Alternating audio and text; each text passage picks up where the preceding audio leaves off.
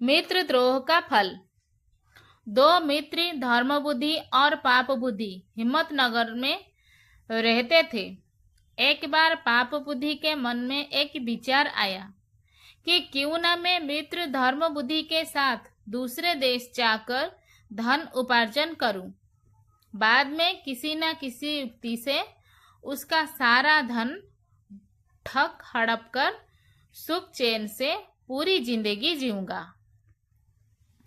इसी नियति से पाप बुद्धि ने धर्म बुद्धि को धन और ज्ञान प्राप्त होने का लोभ देते हुए अपने साथ बाहर जाने के लिए राजी कर लिया। शुभ मुहूर्त देखकर दोनों मित्र एक अन्य शहर के लिए रवाना हुए।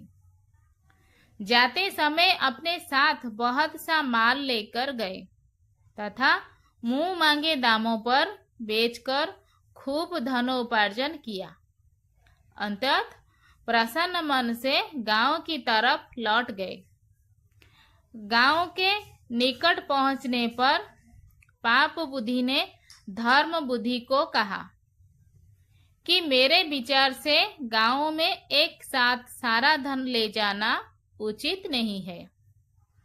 कुछ लोगों को हमसे ईर्ष्या होने लगेगी तो कुछ लोगों कर्ज के रूप में पैसा मांगने लगेंगे। संभव है कि कोई चोर ही इसे चुरा ले।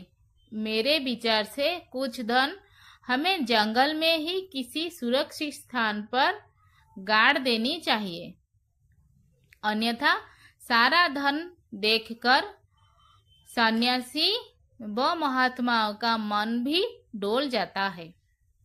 सीधे साधे धर्म बुद्धि ने पुनः पाप बुद्धि के विचार में अपनी सहमति जताई। वहीं किसी सुरक्षित स्थान पर दोनों ने गड्ढे खोदकर अपना धन दबा दिया तथा घर की ओर प्रस्थान कर गए। बाद में मौका देकर एक रात कुबुद्धि ने वहां बड़े गड्ढे सारे धन को चुपके से निकालकर हथिया लिया। कुछ दिनों के बाद धर्म बुद्धि ने पाप बुद्धि से कहा, भाई मुझे कुछ धन की आवश्यकता है, अतः आप मेरे साथ चलिए। पाप बुद्धि तैयार हो गया। जब उसने धन निकालने के लिए गड्ढे को खोदा तो वहां कुछ भी नहीं मिला। पाप बुद्धि ने तुरंत रोने चिल्लाने का अभिनय किया।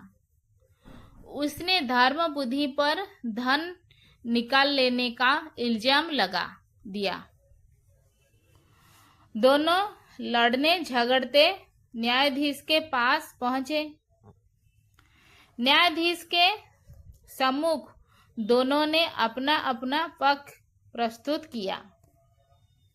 न्यायाधीश ने सत्य का पता लगाने के लिए दिव्य परीक्षा का आदेश दिया।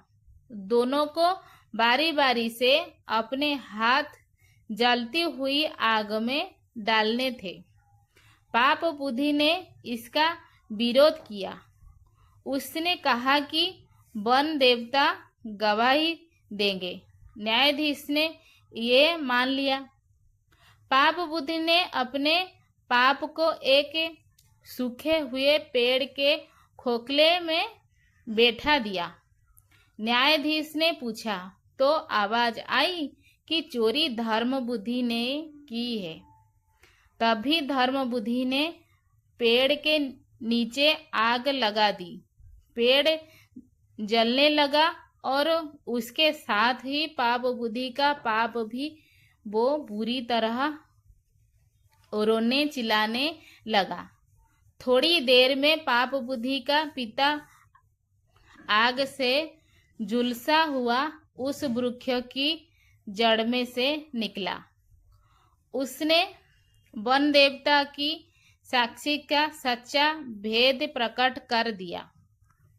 न्यायाधीश ने पाप बुद्धि को मौत की सजा दी और धर्म बुद्धि को उसका पूरा धन दिलवाया।